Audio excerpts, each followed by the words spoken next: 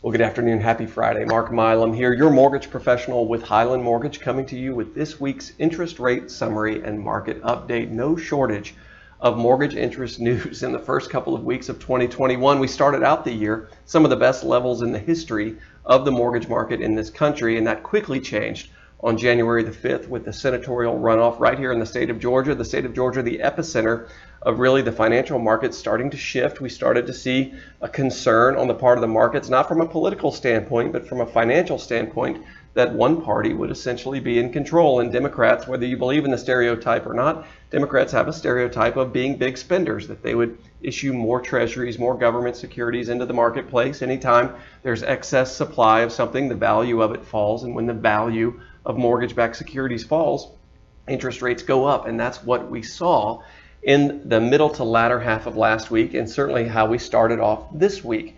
Now, what was this rooted in? It wasn't rooted in any kind of data. We certainly didn't see any data coming out of any corner of the universe that would seem to indicate that interest rates should be going up. We didn't see job creation take off. We didn't see any sort of inflation figure, any GDP figure. We didn't hear any comments from the Fed talking about scaling back, tapering in terms of their mortgage-backed security or treasury purchase. This was all about sentiment. This was all about emotion and concern over what might happen now that there's not really that checks and balances of the White House has one party and Congress has another.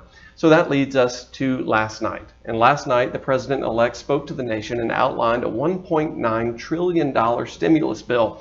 And while that sounds like a lot of money, really the market had priced that stimulus in. The market had already anticipated this was coming, and the president-elect really didn't roil the markets with anything unanticipated. What did that do for all of us here in the mortgage world? Well, it gave us footing. It gave us a place where we can establish what our new normal might be going forward. Let me show you what I'm talking about. So here's the headline: Biden's 1.9 trillion, COVID relief plan calls for stimulus checks, unemployment support, and more. And if we switch over to take a look at mortgage-backed securities, you can see here was our free fall, starting with the senatorial election on through the weekend, on to this week.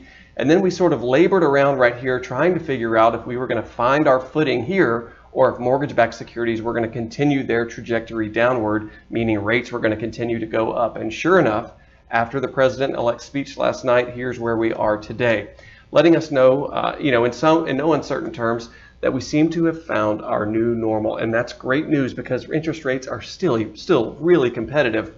We're only about an eighth to a quarter point worse than some of the best levels we've ever seen. So fantastic news for those who have not yet taken advantage of a refinance, and even better news if you are in the purchase market. If you're looking out towards the spring here in the next 30, 60, 90 days and thinking a move may be right for you to either move up into a new home or buy your first home, boy, you could not have picked a better time, because interest rates still remain very, very aggressive, and we anticipate that will be the case moving forward for at least the next 60 to 90 days. If I can be of any help to you over the long holiday weekend, happy MLK Day, by the way. If I can be any help to you, please don't hesitate to reach out, mark.milam@highlandmtg.com, 404-395-1102. Thanks.